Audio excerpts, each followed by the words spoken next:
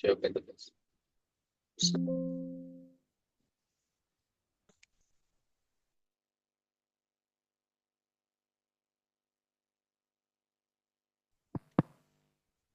Gembala sih.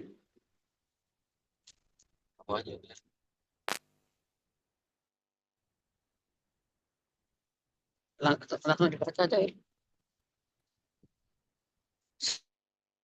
Shalom semuanya. Shalom semuanya. Shalom. Silakan. Ya, kita bisa mulai ya. Masih di jalan, jadi saya gantiin Pak Gembala. Bersama mereka di surga, nyanyikan kidung pujian, bermasmur bagimu, muliakanlah namamu, ya aku memujimu.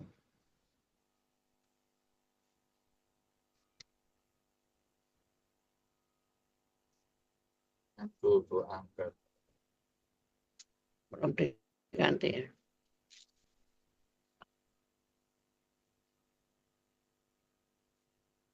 Tanganku kuangkat padamu, masuk dalam hadiratmu, rasakan kasihmu, ku jadi milikmu.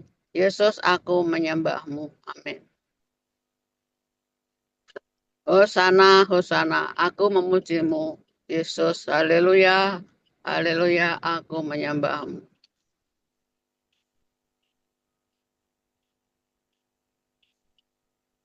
Mari kita nyanyikan kidung pujian dengan sorak-sorai. Mari kita sembah Bapa Tuhan Yesus dalam tuntunan Roh Kudus. Mari kita beribadah dengan sungguh. Kemuliaan hanya bagi Tuhan Yesus Allah kita. Amin.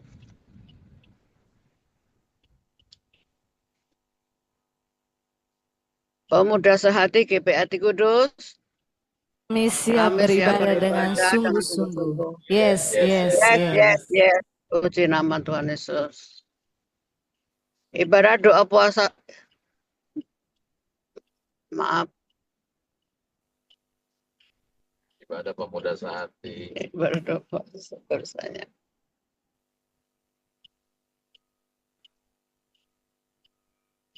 Udah baca. Itu belum diganti.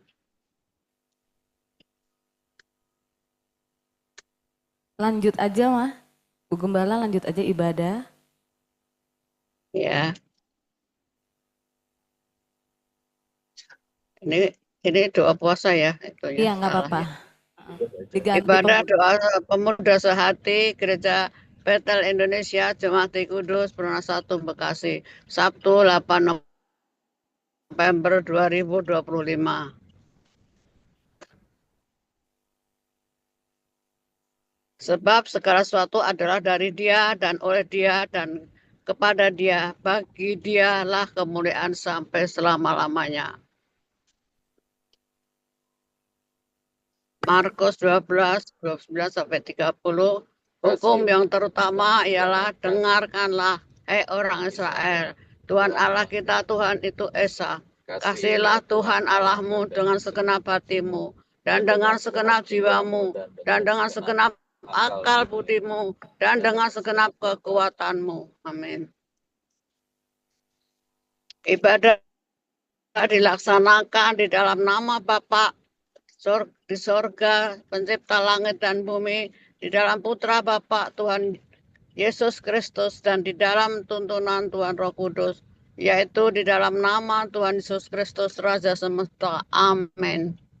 Amin. Shalom semuanya. Shalom. Puji nama Tuhan Yesus, kita di tempat ini, itu juga semua karena penyertaan Tuhan Yesus.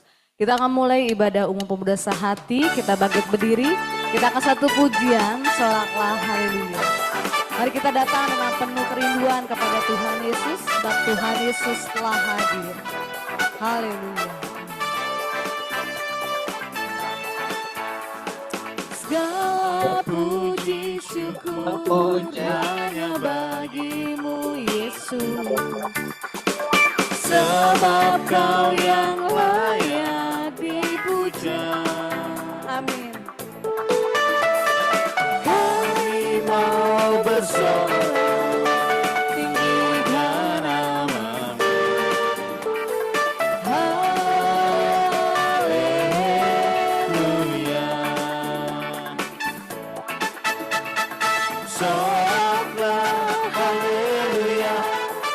soraklah, haleluya, haleluya.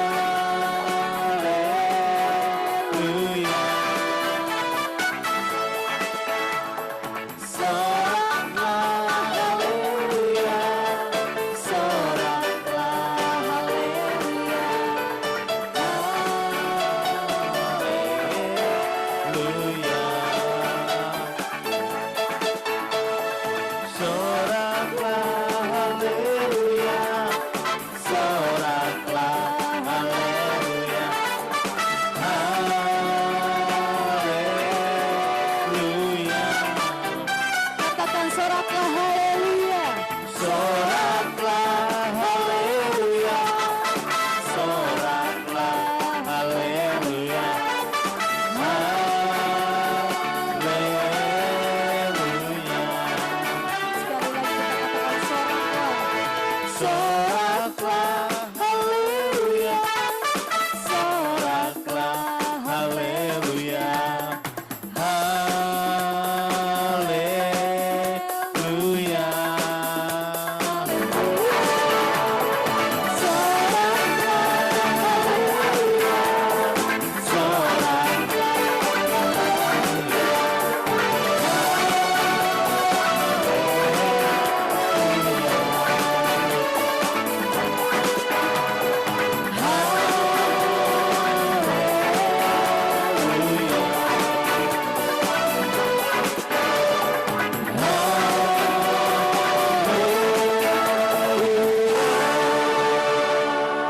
Haleluya. Mari kita baca dari 2 Korintus 5 ayat 17. Jadi siapa yang ada di dalam Kristus, ia adalah ciptaan baru. Yang lama sudah berlalu, sesungguhnya yang baru sudah datang. Amin. Kita naikkan doa Bapa kami. Bapa kami yang di sorga, dikuduskanlah namamu. Datanglah kerajaanmu, jadilah kehendak-mu di bumi seperti di sorga. Berikanlah kami hari ini rezeki kami yang secukupnya. Dan ampunilah kesalahan kami, seperti kami juga mengampuni orang yang bersalah kepada kami. Dan janganlah membawa kami ke dalam pencobaan, tapi lepaskanlah kami daripada yang jahat. Karena Bapalah yang punya kerajaan dan kuasa dan kemuliaan sampai selama-lamanya. Amin. Silakan duduk kembali. Terima kasih Tuhan Yesus untuk sore yang indah ini. Kami mengucap syukur untuk setiap nafas kehidupan, untuk setiap berkat Tuhan, bahkan kebaikan Tuhan Yesus. Terima kasih Tuhan, yang terutama dalam hidup ini, hanya memuji, meninggikan, mengagungkan namamu Yesus. Namamu indah, Yesus, Yesus, Yesus.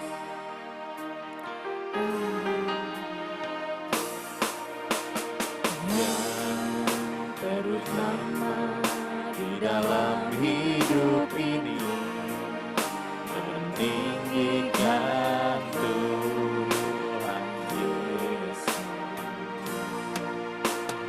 Yang terutama di dalam hidup ini, memuliakan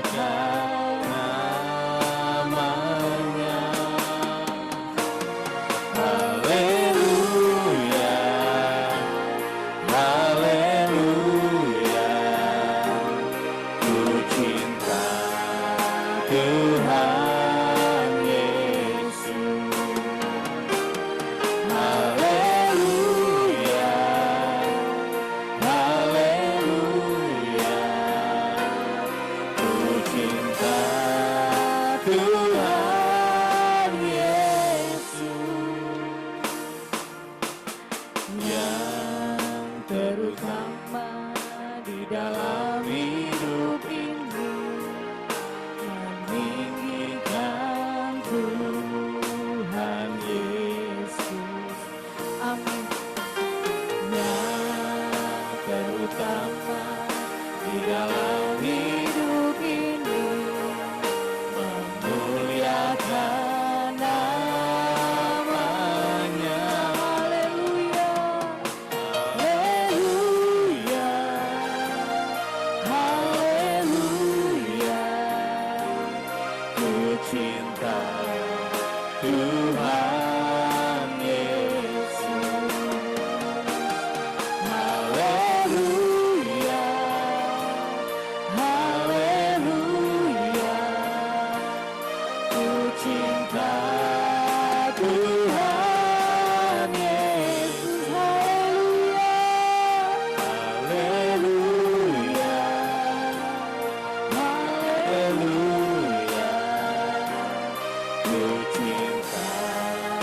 Tuhan Yesus.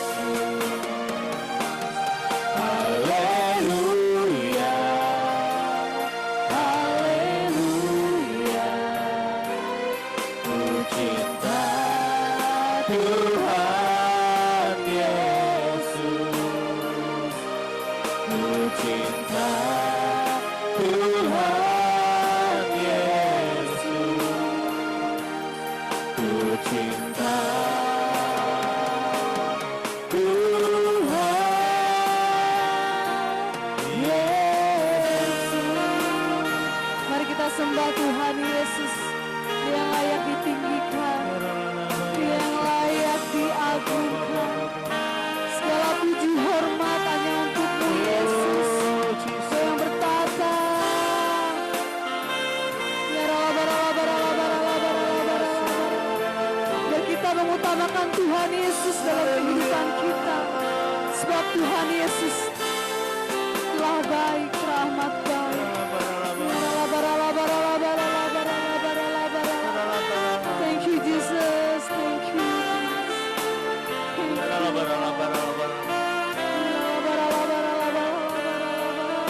Biar kita semakin cinta kepada Tuhan Yesus.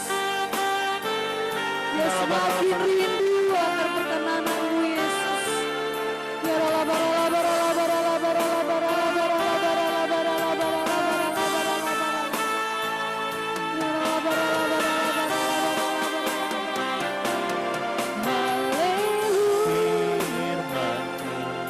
Kita bagi kakiku, terang bagi jalanku.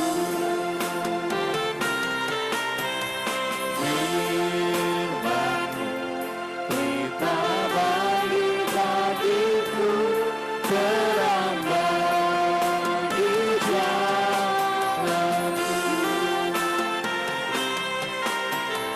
Firman-Mu, kita bagi kakiku, terang bagi jalanku, terang bagi jalanku, terang bagi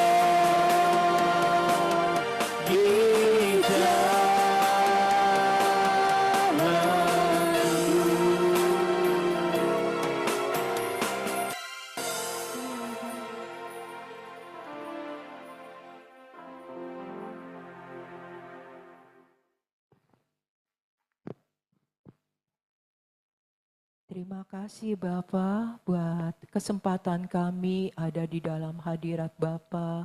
Kami rindu ya Bapa, biar ibadah kami, pujian, penyembahan, juga doa-doa kami, bahkan juga penyampaian firman Tuhan Yesus, biar semuanya itu boleh berkenan di hati Tuhan Yesus. Saat ini kami juga rindu ya Tuhan Yesus membaca firman-Mu dari Markus 12. Biar kiranya firman yang kami baca maupun kami dengar itu boleh tertanam di dalam hati kami. Dan itu boleh berakar, bertumbuh dan berbuah. Kami rindu buahnya itu boleh memuliakan Bapa di surga. Terima kasih Bapa. Di dalam nama Tuhan Yesus kami siap membaca firman Tuhan Yesus. Haleluya. Sama-sama kita katakan amin. Tentang membayar pajak kepada Kaisar. Kemudian disuruh beberapa orang Farisi dan Herodian kepada Tuhan Yesus untuk menjerat Tuhan Yesus dengan suatu pertanyaan. Orang-orang itu datang dan berkata kepada Tuhan Yesus, "Guru, kami tahu engkau adalah seorang yang jujur dan engkau tidak takut kepada siapapun juga, sebab engkau tidak mencari muka, melainkan dengan jujur mengajar jalan Allah dengan segala kejujuran. Apakah diperbolehkan membayar pajak kepada Kaisar atau tidak? Haruskah kami bayar atau tidak?" Tetapi Tuhan Yesus mengetahui kemunafikan mereka, lalu berkata kepada mereka, "Mengapa kamu mencobai aku? bawalah kemari suatu dinar supaya kulihat.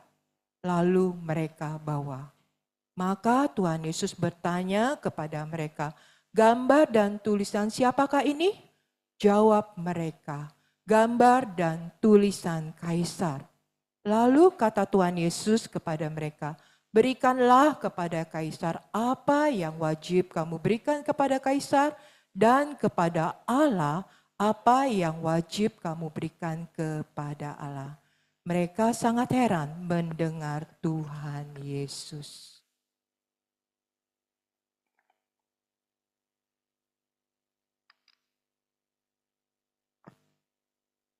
Pertanyaan orang Saduki tentang kebangkitan.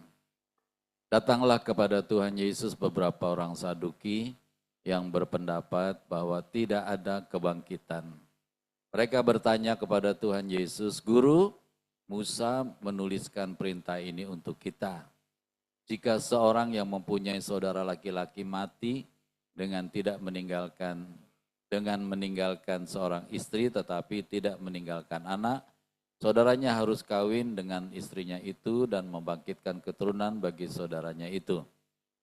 Adalah 7 orang bersaudara, yang pertama kawin dengan seorang perempuan dan mati dengan tidak meninggalkan keturunan. Lalu yang kedua juga mengawini dia dan mati dengan tidak meninggalkan keturunan. Demikian juga dengan yang ketiga, dan begitulah seterusnya ketujuhnya tidak meninggalkan keturunan. Dan akhirnya sesudah mereka semua perempuan itu pun mati. Pada hari kebangkitan bila mana mereka bangkit, siapakah yang menjadi suami dari perempuan itu? Sebab ketujuhnya telah beristrikan dia. Jawab Tuhan Yesus kepada mereka, kamu sesat, justru karena kamu tidak mengerti kitab suci maupun kuasa Allah. Sebab apabila orang bangkit dari antara orang mati, orang tidak kawin dan tidak dikawinkan, melainkan hidup seperti malaikat di sorga. Dan juga tentang bangkitnya orang-orang mati, tidakkah kamu baca dalam kitab Musa, dalam cerita tentang semak duri, bagaimana bunyi firman Allah kepadanya? Akulah Allah Abraham, Allah Ishak, dan Allah Yakub. Ia bukanlah Allah orang mati, melainkan Allah orang hidup. Kamu benar-benar sesat.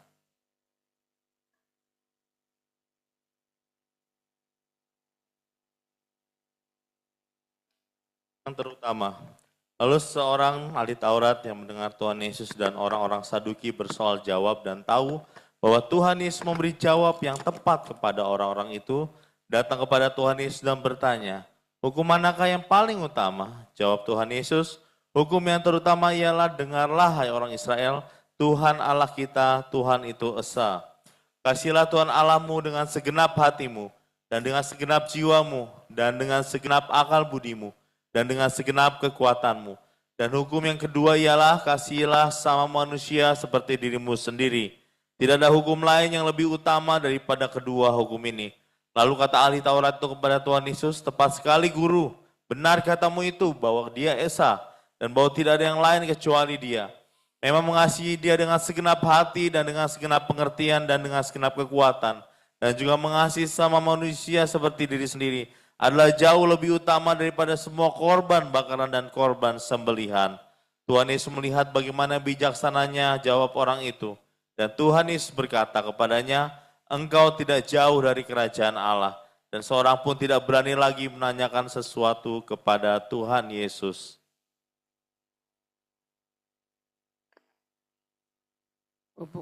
Hubungan antara Tuhan Yesus dan Daud. Pada suatu kali ketika Tuhan Yesus mengajar di Bait Allah, Tuhan Yesus berkata, bagaimana ahli-ahli Taurat dapat mengatakan bahwa Mesias adalah anak Daud?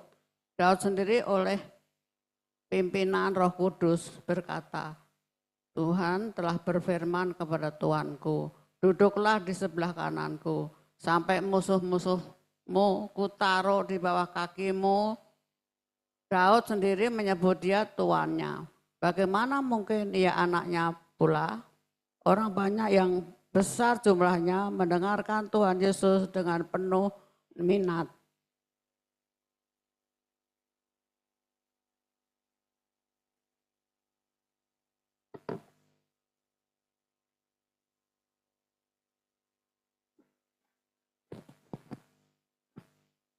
Tuhan Yesus menasihatkan supaya hati-hati terhadap ahli Taurat. Dalam pengajarannya, Tuhan Yesus berkata, hati-hatilah terhadap ahli-ahli Taurat yang suka berjalan-jalan memakai jubah panjang dan suka menerima penghormatan di pasar, yang suka duduk di tempat terdepan di rumah ibadat dan di tempat terhormat dalam perjamuan, yang menelan rumah janda-janda, sedang mereka mengelabui mata orang dengan doa yang panjang-panjang. Mereka ini pasti akan menerima hukuman yang lebih berat.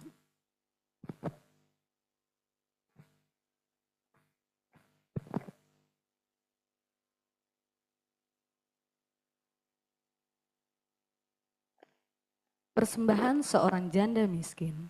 Pada suatu kali, Tuhan Yesus duduk menghadapi peti persembahan dan memperhatikan bagaimana orang banyak memasukkan uang ke dalam peti itu. Banyak orang kaya memberi jumlah yang besar. Lalu datanglah seorang janda yang miskin dan ia memasukkan 2 peser, yaitu 1 duit. Maka dipanggil oleh Tuhan Yesus murid-muridnya dan berkata kepada mereka, Aku berkata kepadamu, sesungguhnya janda miskin ini memberi lebih banyak daripada semua orang yang memasukkan uang ke dalam peti persembahan.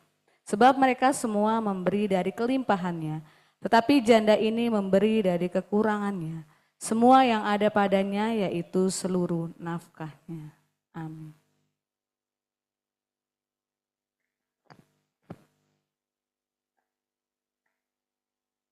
Mohon izin, kita berdoa dulu. Terima kasih Bapa di sorga, kami mengucap syukur kalau pada sore hari ini Tuhan jadikan begitu indah, lepas setelah hujan, begitu cerah. Terima kasih untuk hujan maupun untuk kecerahan, semuanya yang terbaik Tuhan berikan pada setiap kami untuk kami nikmati. Saatnya kami juga mau belajar dan menikmati firman Tuhan. Karena firman-Mu pelita bagi kaki kami dan terang bagi jalan kami, sehingga kami meskipun di dunia ini dikatakan gelap gulita, tapi jalan kami adalah terang di dalam Tuhan. Dan kami tidak akan terantuk kepada batu, tidak akan tersandung karena Tuhan Yesus menuntun kami ke padang rumput hijau dan ke air yang tenang, ke sumber air kehidupan, yaitu Tuhan Yesus sendiri. Terima kasih Bapa, di dalam nama Tuhan Yesus kami berdoa, kami mengucap syukur. Amin. Ya, shalom semua. Izinkan saya ada catatan sedikit ya. Kita baca firman Tuhan dari Markus, tadi sudah disampaikan. Ini diberi judul tentang batu penjuru. Ya, saudara tahu apa yang disebut batu penjuru? Secara harfiah, ya, batu penjuru itu disebut juga cornerstone. Ya, batu sudut, batu fondasi. Ada 2 makna, ya, bisa makna fisik, ada makna rohani. Makna yang fisik itu batu cornerstone itu batu yang pertama dan dikatakan yang terpenting. Ya, yang diletakkan saat kita mau memulai pembangunan, ya. Kalau orang sipil, Pak Gembala orang sipil ya, pasti tahu mengenai gitu ya. Kalau saya bukan orang sipil. Ya. Tapi ini saya baca di teksnya, luar biasa. Bukankah tubuh kita adalah sebenarnya bangunan bait Allah? Nah ternyata untuk membangun diri kita harus ada batu penjurunya. Ada batu yang bikin dasar pertama kali diletakkan. Kalau itu salah, salahlah seluruh bangunan. Lemahlah seluruh bangunan.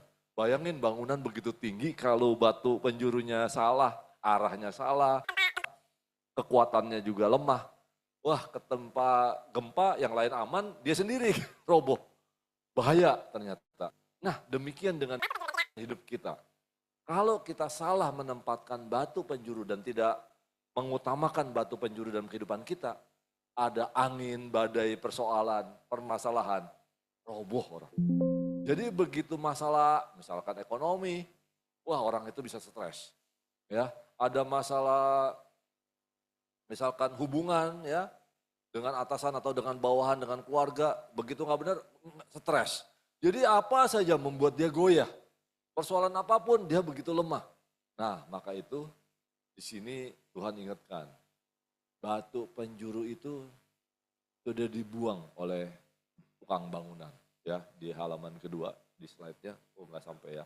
Nah, jadi di Kisah Para Rasul 4 ayat 11 sampai 12, Yesus adalah batu yang dibuang oleh tukang-tukang bangunan, dikatakan di Kisah Para Rasul itu.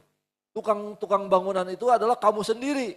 Wah, jadi udah tahu Tuhan Yesus adalah batu penjuru, batu yang penting, batu yang menjadi pondasi hidup, malah dibuang ya sama ahli-ahli Taurat ya, tukang imam-imam kepala. Padahal dikatakan di sini, dan keselamatan tidak ada di dalam siapapun juga selain di dalam Dia, sebab di bawah kolong langit ini tidak ada nama lain yang diberikan kepada manusia yang olehnya kita dapat diselamatkan. Nama Tuhan Yesus Kristus saja. Jadi saudara, batu penjuru yaitu Tuhan Yesus sebenarnya batu yang penting dalam hidup kita. Supaya bangunan yang kita bangun sekarang, terserah umur kita berapa sekarang. Ada yang mungkin 50, ada 40, ada 60, ada 70. Tapi kalau dasar itu tidak kuat, goyang bangunannya. Stres orangnya. Bisa-bisa nggak ada ingetannya. Berbahaya saudara.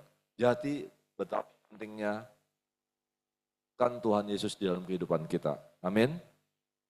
Jadikan Tuhan Yesus adalah dasar semua bangunan. Arah bangunan kita.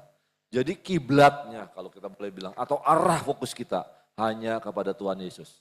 Mari kita dibangun di atas dasar firman Tuhan Yesus.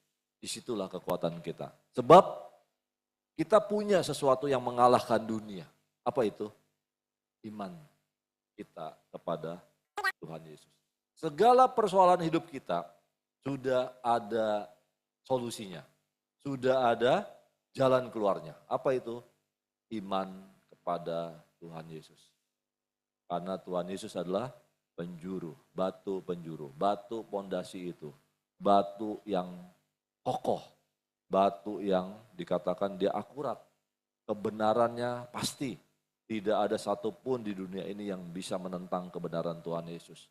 Bahkan dikatakan kalau nanti kita sudah selesai hidup di dunia ini, kita akan diukur berdasarkan di mana hidup kita diletakkan.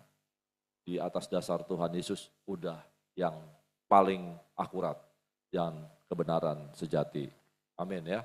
Lanjutkan di slide yang kedua. Slide yang kedua sebenarnya seharusnya bukannya ini, tapi ya saya agak loncat sedikit. Tadi saya baru diingatkan Tuhan tentang hal ini. Markus 12 ayat 15 sampai 17.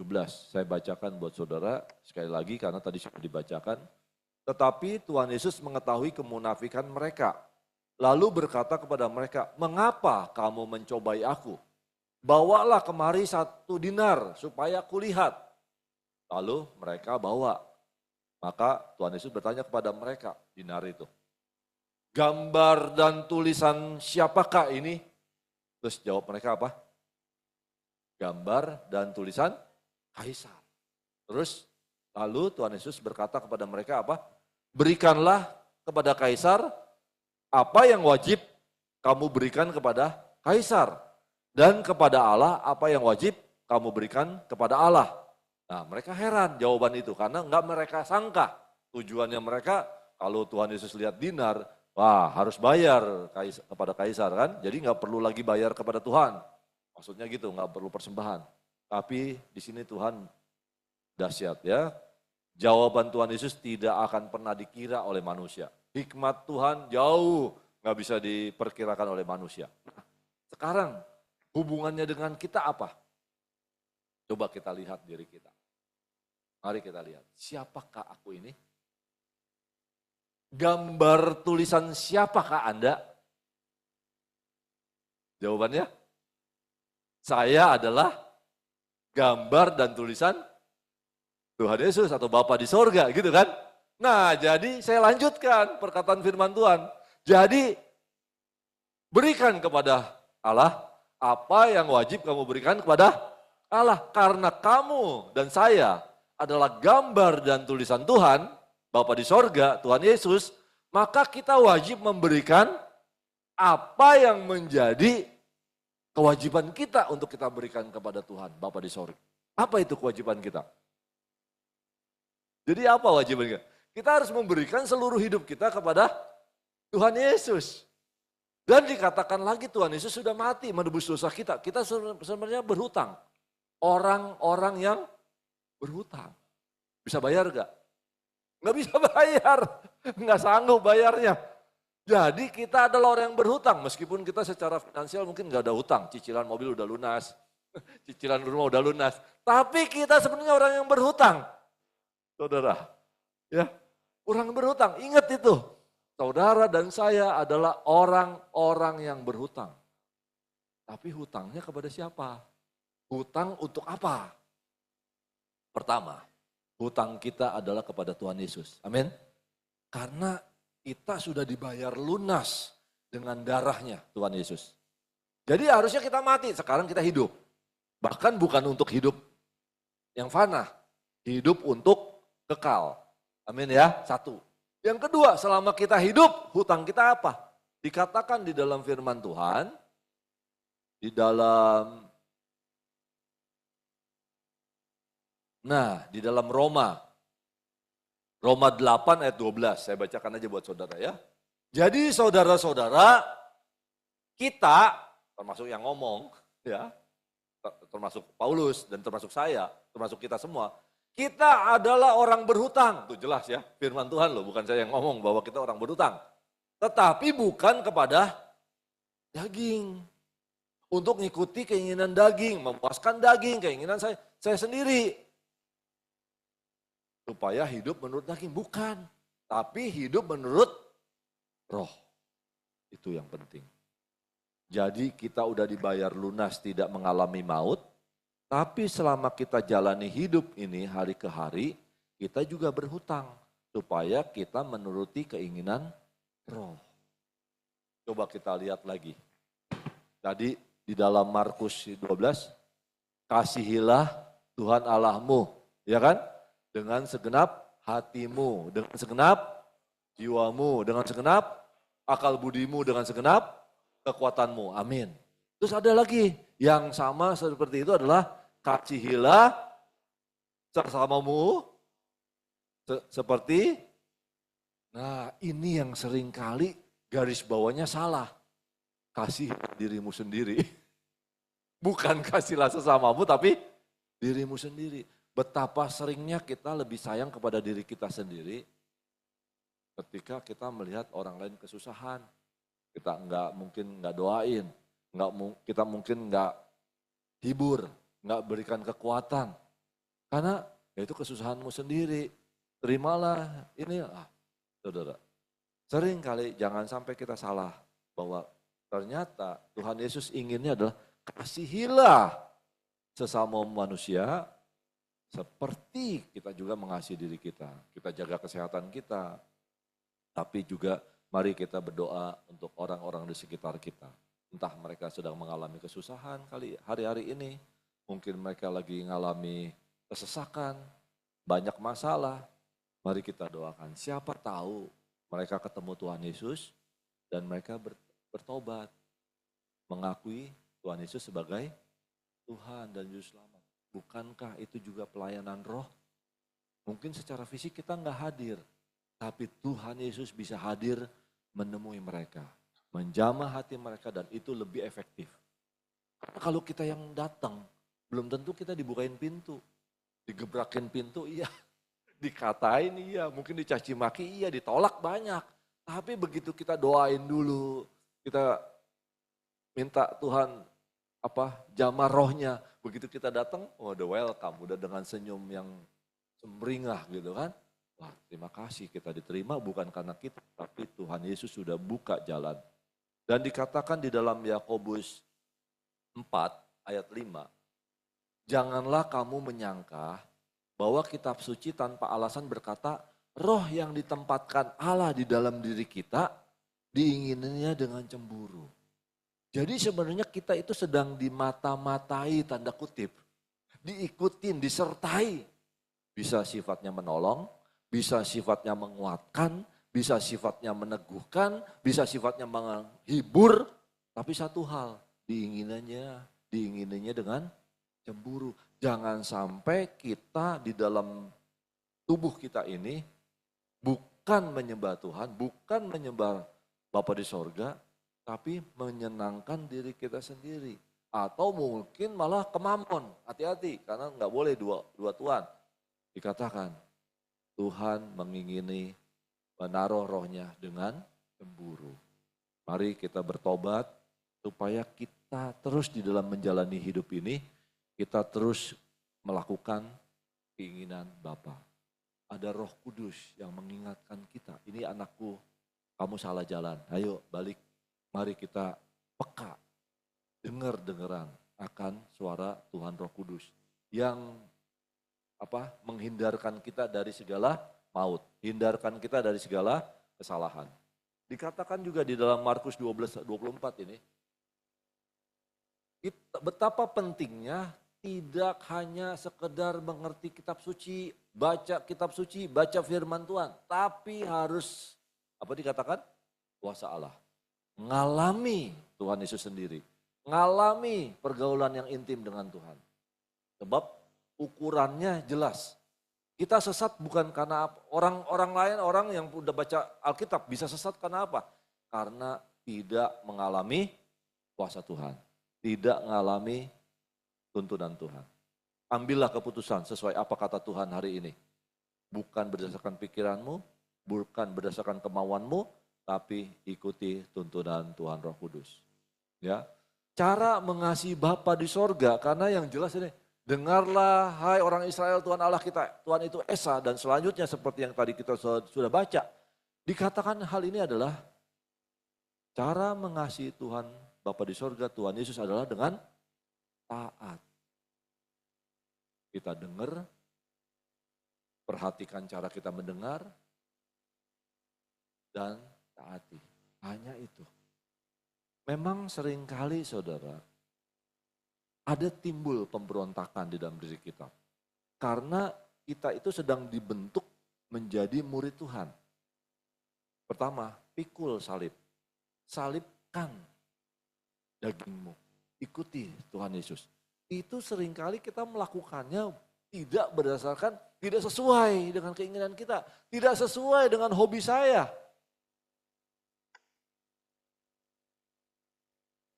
Kapan dan apa yang terbaik untuk Tuhan Yesus? Yang saya dapatkan, mulailah dengan mendengar suara Tuhan.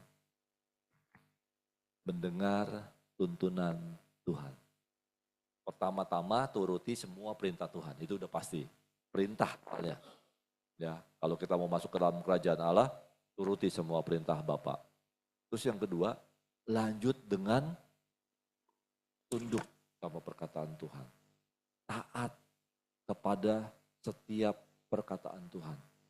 Kenali saat kita dididik oleh Tuhan. Untuk menjadi penurut Allah. Cirinya apa? Cirinya, kalau kita disuruh Tuhan, pasti nggak seneng sama daging kita. Nggak cocok, karena daging selalu berlawanan dengan roh. Roh juga berlawanan dengan daging. Ketika Tuhan suruh sebenarnya kita nggak nyaman, nggak mau. Tapi di situ perlunya apa? Matikan dirimu. Sangkali dagingmu, sangkali dirimu. Dan yang kedua yang saya dapatkan, prioritaskan Tuhan. Karena kalau kita tidak prioritaskan Tuhan, ada timbul celah. Si iblis masuk. Kan dia nggak memprioritaskan Tuhan. Kenapa? Di gereja ini sudah diajarkan. Sungguh hati kami melekat kepada Tuhan Yesus, maka Tuhan Yesus meluputkan kami. Dah itu menjadi pegangan. Makanya pastikan ketika kita mau melakukan aktivitas, ataupun mau keluar rumah, ataupun mau apapun juga, kita sudah katakan, sungguh hati kami melekat kepada Tuhan Yesus. Kan sebenarnya di dalam Mazmur itu kan, sungguh hatinya melekat kepadaku. Tuhan yang ngomong.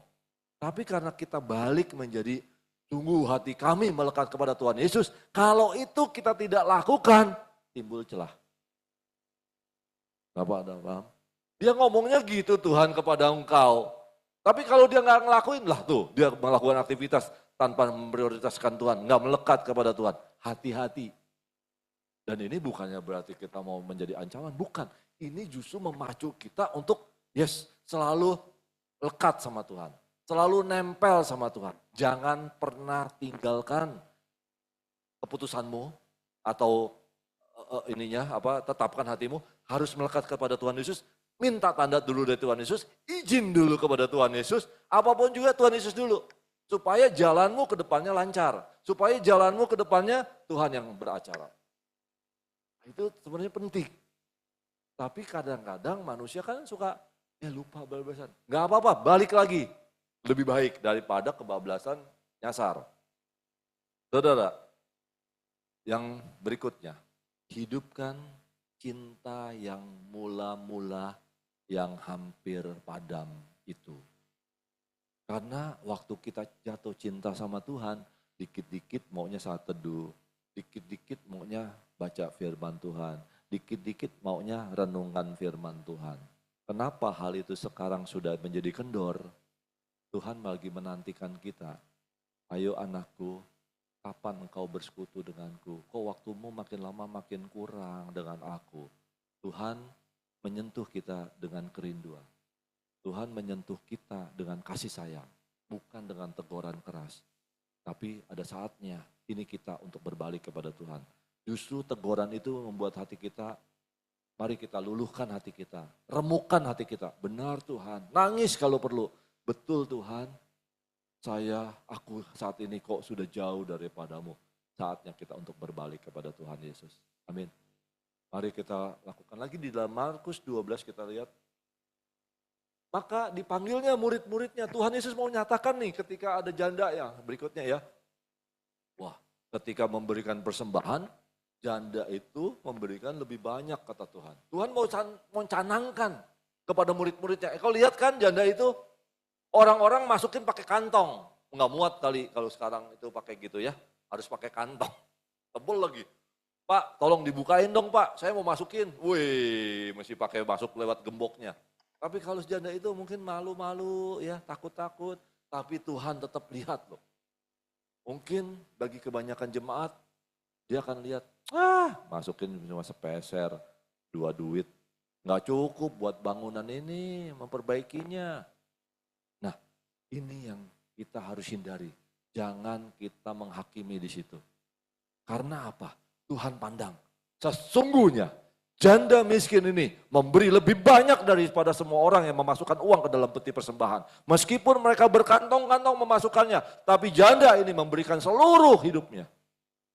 Bahkan dari segala kekurangannya. Jangan sampai kita salah menilai, jangan sampai kita salah menghakimi. Karena janda itu malah menjadi, Tuhan bilang apa? Aku berkenan kepada dia. Jangan sampai kita salah, kita malah, hei hamba yang kuat, yang kaya, duduk di depan, mari. Aduh, Tuhan bilang, bukan dia anakku. Itu janda miskin yang duduk di pinggir itu, yang di pojok sana. Engkau harus sayangi dia malah. Nah saudara, mari kita pakai kacamatanya Tuhan dalam memandang. Supaya kita jangan salah. Kiranya Tuhan Yesus memberkati. Amin. Mari kita berdoa. Tuhan Yesus, Engkau baik. Engkau sangat baik.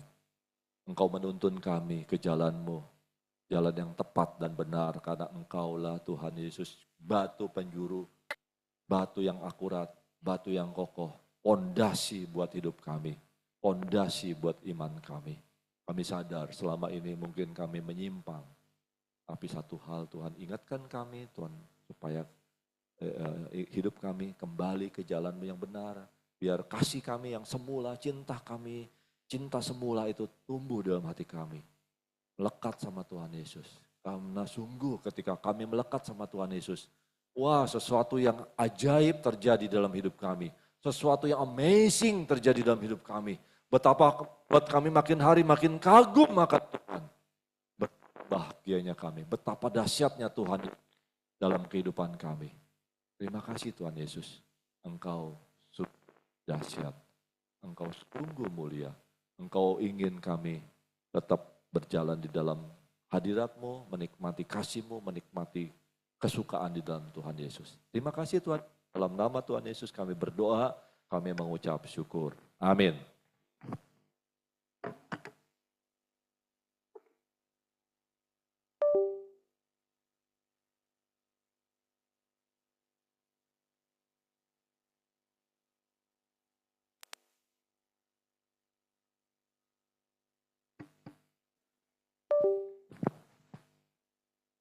Ya, saatnya kita membawa persembahan kita ke hadapan Tuhan.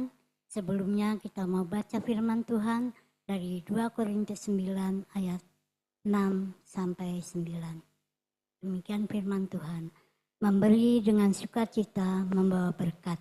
Camkanlah ini, orang yang menabur sedikit akan menuai sedikit juga, dan orang yang menabur banyak akan menuai banyak juga. Hendaklah masing-masing memberikan menurut kerelaan hatinya, jangan dengan sedih hati atau karena paksaan, sebab Allah mengasihi orang yang memberi dengan sukacita. Dan Bapa sanggup melimpahkan segala kasih karunia kepada kamu, supaya kamu senantiasa berkecukupan di dalam segala sesuatu, dan malah berkelebihan di dalam pelbagai kebajikan. Seperti ada tertulis, Ia membagi-bagikan, Ia memberikan kepada orang miskin, kebenarannya tetap untuk selamanya. Ayat persembahan, Amsal 3 ayat 5 sampai dengan 10. Percayalah kepada Tuhan Yesus dengan segenap hatimu, dan janganlah bersandar kepada pengertianmu sendiri. Akuilah Tuhan Yesus dalam segala lakumu, maka Ia akan meluruskan jalanmu. Janganlah engkau menganggap dirimu sendiri bijak. Takutlah akan Tuhan Yesus dan jauhilah kejahatan. Itulah yang akan menyembuhkan tubuhmu dan menyegarkan tulang-tulangmu.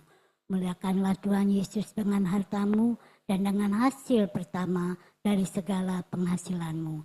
Maka lumbung-lumbungmu akan diisi penuh sampai melimpah-limpah, dan bejana pemerahanmu akan meluap dengan air buah anggurnya. Doa persembahan. Bapa di surga teramat baik, merupakan suatu kebahagiaan karena kami diberi kesempatan mengembalikan sebagian milik kami yang pastinya berasal dari Tuhan Yesus.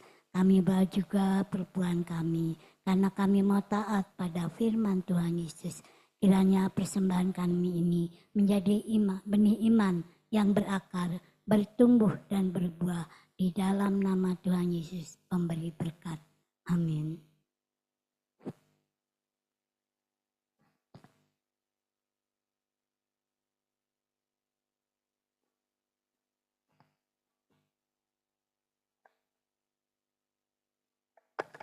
Iya, kita akan memberikan persembahan. Mari kita bawa dengan hati bersukacita, hati bersyukur kepada Tuhan Yesus, sebab Tuhan Yesus sangat baik.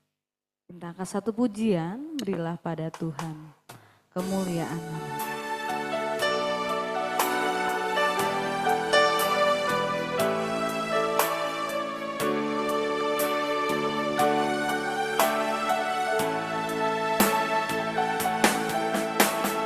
Berilah pada Tuhan kemuliaan namanya, bawalah persembahan masuk menghadapnya, sujud menyembah kepada Tuhan, berhiaskan kekudusan, sujud menyembah kepada Yesus, berhiaskan kekudusan dan juga pujian.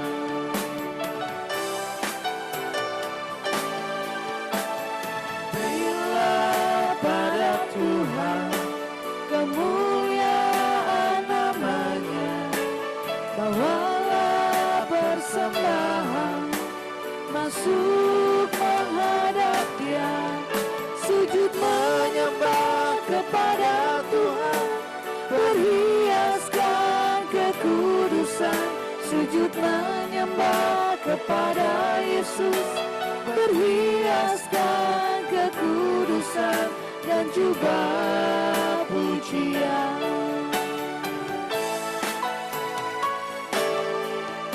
Sujud menyembah kepada Tuhan, berhiaskan kekudusan, sujud menyembah kepada Yesus, berhiaskan kekudusan dan juga pujian. Berhiaskan Kekudusan dan juga pujian, berhiaskan kekudusan dan juga pujian.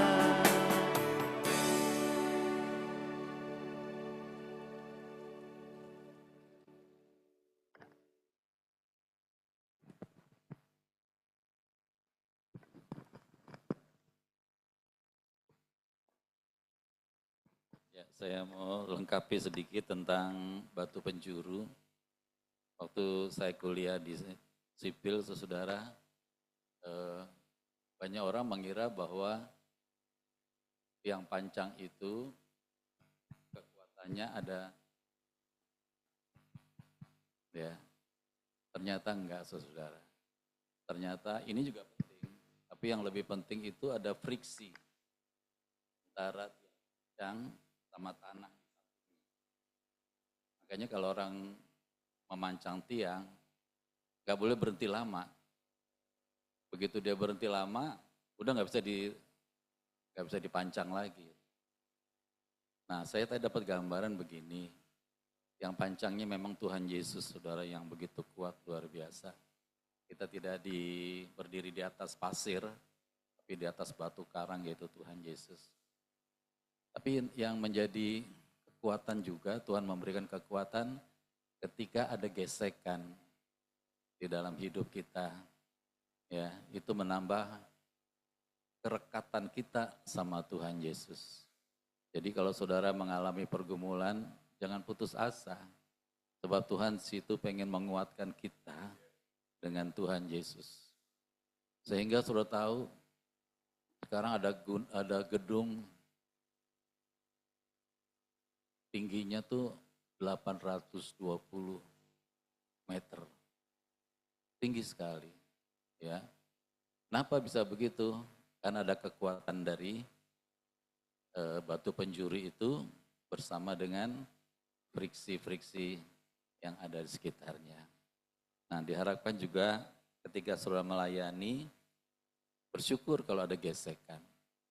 Tapi saudara tidak boleh failure, tidak boleh gagal di situ. Harus tetap menjadi tanah liat yang kuat, yang melekat kepada Tuhan Yesus, dan kemenangan pasti ada di dalam kita. Saudara, sebenarnya minggu pertama bulan Oktober ini, sebenarnya ada gereja di sini, gereja lain. Ya. Waktu saya dengar kayak gitu, saya nggak mau komen, nggak mau kasih statement apa-apa. Saya bilang ini kalau rumah Tuhan yang ini kan sudah Tuhan bangun dari awal. Ya, kita enjoy aja, jalan saja. Dan ternyata memang saudara, waktu mereka minta izin ke RT, nggak disetujui. Untuk apa lebih banyak gereja? Orang situ udah ada gereja kok. Dan gereja ini sudah ada sebelum Pak RT ada di sini. Sebelum banyak orang ada di sini, gereja sudah ada di sini. Nah, artinya saudara, kalau di dalam pelayanan ada gesekan, nggak usah susah. Kenapa? Ini milik Tuhan Yesus semuanya. Ya, kita cuma dipanggil untuk jadi teman sekerja, kita diberi kepercayaan supaya kita menjalankan misinya Tuhan Yesus, menjalankan kehendaknya Tuhan Yesus, dan pasti semuanya akan baik-baik saja. Termasuk doa-doa syafaat kita, saya mengucap syukur banyak sekali Tuhan dengar. Ya, sekarang pembangunan di Jawa Barat, ya, di daerah-daerah saudara, di jalan utama di sana, aduh luar biasa kalau saya lihat itu, pembangunannya luar biasa. Dan termasuk di Bekasi Utara dekat rumah kami juga sedang dibangun hal yang luar biasa. Karena ada orang-orang yang berdoa buat bangsa, buat kota, buat keamanan dan seterusnya. Makanya saya berharap saudara beriman ya dalam doa-doa syafaat itu Tuhan pasti mendengar. Ya. Dan terserah waktunya Tuhan Yesus karena dia punya waktu terbaik untuk dilaksanakan. Tugas kita, bagian kita berdoa dengan iman dan percaya bahwa apa yang kita doakan pasti Tuhan jawab. Ya, silakan Pak.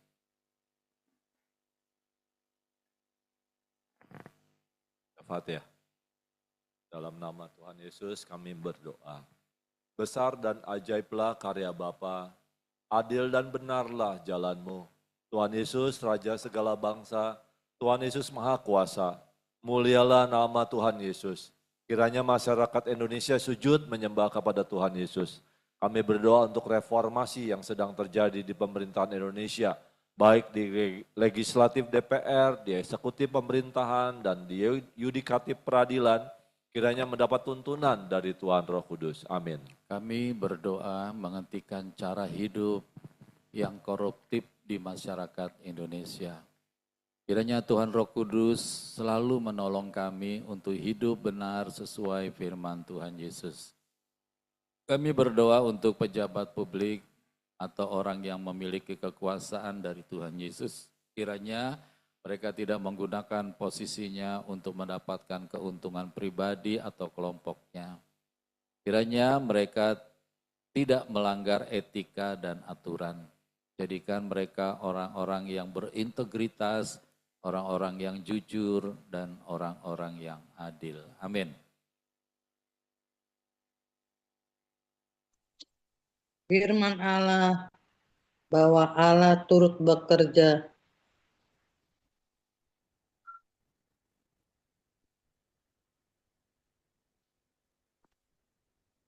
sesuai firman Allah, bahwa Allah turut bekerja dalam segala sesuatu untuk mendatangkan kebaikan bagi orang yang mengasihi Dia. Kami percaya Tuhan Yesus sedang mengubah bangsa Indonesia untuk hidup berkeadilan dan mengupayakan kesejahteraan bagi seluruh rakyat Indonesia. Berdoa bagi Indonesia kiranya selalu mendapat perlindungan dari Tuhan Yesus dan dihindarkan dari malapetaka serta dianugerahkan kasih, sukacita, dan damai sejahtera. Kami percaya rancangan Tuhan Yesus pasti terjadi di Indonesia. Amin. Besar anugerah Bapa bagi kami anak-anaknya. Ajar kami beribadah dengan benar dan selalu antusias memuji Tuhan Yesus serta merenungkan firman dengan sungguh. Kami tolak roh-roh yang mengganggu ibadah kami. Kiranya kami beribadah dalam terang Tuhan Yesus serta dalam tuntunan Tuhan Roh Kudus. Amin. Kami berdoa memberkati Menteri Keuangan. Kiranya diberikan hikmat dari Tuhan Yesus untuk memperbaiki perekonomian di Indonesia. Kami berdoa untuk reformasi DPR dan institusi kepolisian. Kiranya dapat segera terlaksana. Kami berdoa kiranya undang-undang perampasan aset bagi para koruptor dapat segera disahkan untuk menghentikan korupsi di Indonesia. Kami berdoa untuk pembangunan infrastruktur di Bekasi, kiranya dapat berjalan dengan cepat dan berkualitas. Amin. Bapa selalu ditinggikan. Kiranya Tuhan Roh Kudus menolong kami untuk selalu berjaga-jaga akan kedatangan Tuhan Yesus yang kedua kali yang semakin dekat. Kiranya Tuhan Roh Kudus senantiasa memampukan kami untuk membangun keintiman dengan Tuhan Yesus setiap hari. Amin. Bapa pencipta semesta, kami kuat karena kami ada di dalam Tuhan Yesus. Kami selalu dalam perlindungan Tuhan Yesus. Kiranya roh kami semakin kuat dibangun di atas firman Tuhan Yesus. Ajar kami Tuhan untuk beribadah dengan benar. Kiranya kami fokus saat beribadah, sebab kami sangat rindu menghormati Bapa. Tuntun kami ya Tuhan Roh Kudus untuk tidak terlambat datang beribadah. Bersama-sama dalam nama Tuhan Yesus kami berdoa untuk seluruh jemaat GBI Hati Kudus, kiranya mendapat perlindungan dari Tuhan Yesus. Penuhi kami dengan damai sejahtera, beri kami kesehatan, kesembuhan, panjang umur, dan kebahagiaan. Amin. Dalam nama Tuhan Yesus kami usir gangguan asam lambung, kami usir stres, kami usir demam berdarah, kami usir vertigo, kami usir penyakit sinusitis, kami tolak penyakit TBC, kami usir gangguan asam urat, kami tolak gangguan fungsi ginjal, kami tolak penyakit diabetes, kami hancurkan miom, kami usir stroke, kami usir sakit jantung. Dalam nama Tuhan Yesus terjadi kesembuhan. Tuhan Yesus kiranya memulihkan kesehatan kami. Terima kasih Tuhan Yesus, kami semua sehat dan berbahagia.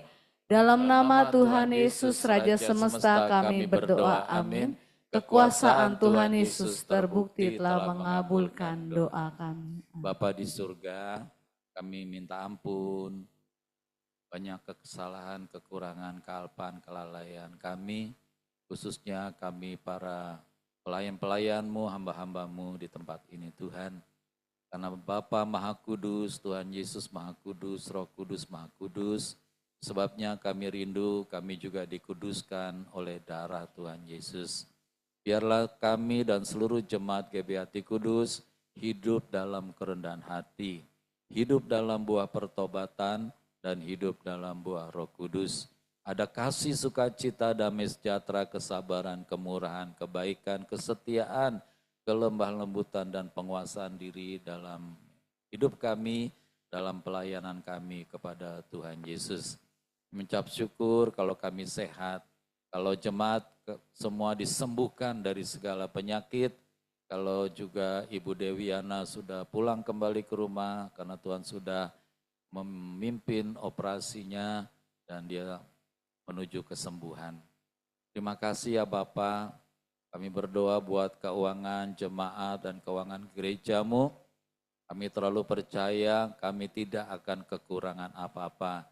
Walaupun persembahan seorang janda miskin hanya 2 peser, tetapi di tangan-Mu Tuhan bagaikan 5 roti dan 2 ikan, bisa menjadi berkat bagi 5.000 laki-laki dan ada kelebihannya 12 bakul.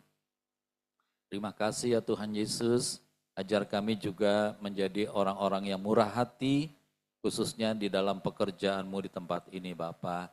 Karena semua yang kami miliki adalah dari Tuhan Yesus, oleh Tuhan Yesus dan untuk kemuliaan Tuhan Yesus. Biar ketika kami membawa persembahan kami tidak bersungut-sungut, tetapi kami penuh dengan ucapan syukur. Karena Tuhan Yesus memberikan kesempatan kepada kami untuk menabur terlebih di ladang-Mu Tuhan. Terima kasih Bapa, kami percaya anak cucu kami pasti akan diberkati. Terima kasih Tuhan Yesus, kami juga berdoa bagi seluruh jemaat GBI Hati Kudus yang membawa persembahannya kepadamu, biar mereka juga memberikan dengan sukacita, mereka juga membawa perpuluhannya kepadamu, dan Tuhan buka tingkap-tingkap langit dan curahkan berkat berkelimpahan. Kami berdoa buat dana Natal, biar Tuhan juga sediakan apa yang kami perlukan, dan biar Roh Kudus terus menuntun kami. Terima kasih ya Bapa. Kami juga berdoa buat pelayan firman-Mu di tempat ini, baik hamba-Mu, baik Bapak Penatua, Hadi Praganta, dan Ibu, dan juga buat Dipo, bahkan buat Bapak Yohanes Sugiono, Bapak Timotius Sudarno, Ibu Tri atau Bapak Thomas, siapapun yang Tuhan percayakan untuk menyampaikan pesan-Mu di tempat ini. Beri pada kami telinga yang peka mendengar suara-Mu, dan kami boleh menyampaikan pesan-Mu buat jemaat GBHT Kudus. Terima kasih Bapak. Hari ini juga Tuhan memberkati Bapak Penatua yang sudah Tuhan pakai menjadi saluran berkat-Mu ya Bapak. Biarlah firman-Mu dilakukan di dalam hidupnya, di dalam keluarganya, dan di dalam kehidupan kami semua. Sebab firman-Mu pelita bagi kaki kami, terang bagi jalan kami, dan firman-Mu selalu menjadi pedang bermata dua. Terima kasih Aba ya Bapa. Berdoa juga kiranya seluruh jemaat GBHT Kudus menjadi jemaat yang militan, yang fokus kepada Tuhan Yesus, yang tambah hari tambah mengasihi Tuhan Allah Bapa, Tuhan Yesus Roh Kudus dengan segenap hati, jiwa, akal budi, dan segenap kekuatan kami. Inilah doa kami yang kami naikkan hanya di dalam nama Bapa, Putra, dan Roh Kudus, dalam nama Tuhan Yesus Kristus.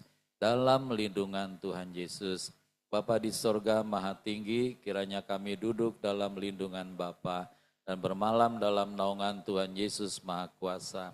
Kami berkata, Tuhan Yesus tempat perlindungan kami dan kubu pertahanan kami, Bapa kami yang sangat kami percayai. Sungguh Tuhan Yesuslah yang melepaskan kami dari jerat penangkap burung, dari penyakit sampar yang busuk. Tuhan Yesus menudungi kami, Tuhan Yesus melindungi kami. Kesetiaan Tuhan Yesus selalu menjadi perisai dan pagar tembok bagi kami. Kami tidak usah takut terhadap kedahsyatan malam, terhadap panah yang terbang di waktu siang, terhadap penyakit sampar yang berjalan di dalam gelap, terhadap penyakit menular yang mengamuk di waktu petang.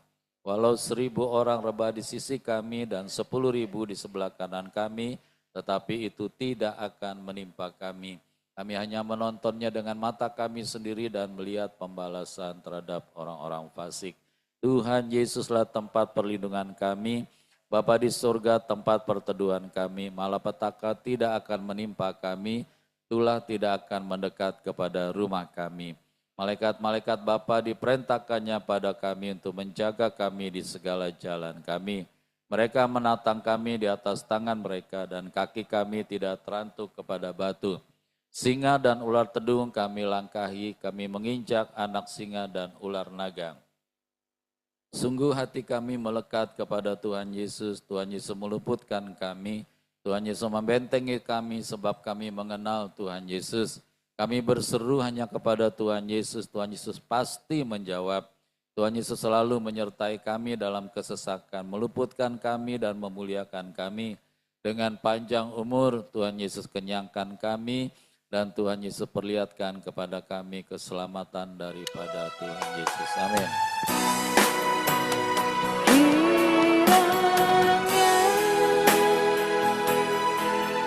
Bapa memberkati aku berlimpah-limpah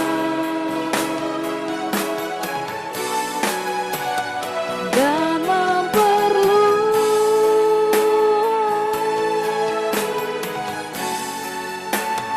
daerahku,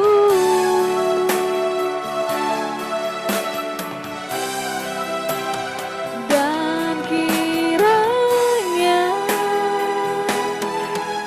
tangan-Mu menyertai aku dan melindungi aku daripada malapetaka, sehingga kesakitan tidak menimpa aku. Tuhan mendengarkan dan menjawab doaku. Di akhir ibadah pemuda sehati ini Bapa, kami mohonkan berkat bagi kami semua, bagi keluarga kami, bagi jemaat GBHT Kudus. Tuhan Allah Bapa di sorga memberkati Engkau dan melindungi Engkau. Tuhan Allah Bapa di sorga menyinari Engkau dengan wajah Bapa dan memberi Kau kasih karunia. Bapa di sorga menghadapkan wajahnya kepadamu dan memberi Engkau damai sejahtera. Dalam nama Tuhan Yesus kami terima berkat Bapa, Dengan iman, percaya, dan ucapan syukur, Bapa terima kasih. Bapa terima kasih.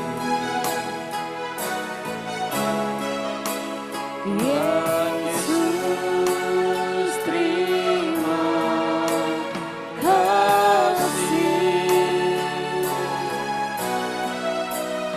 Roh Kudus di dalam hatiku, puji terima kasih. Amin.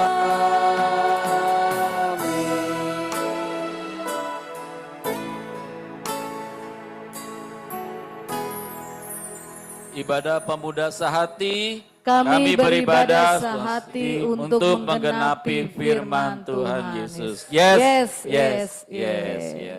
Shalom semua, Tuhan memberkati kita. Haleluya.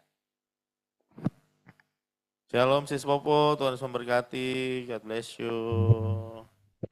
Selamat semuanya. Terus memberkati. Happy weekend.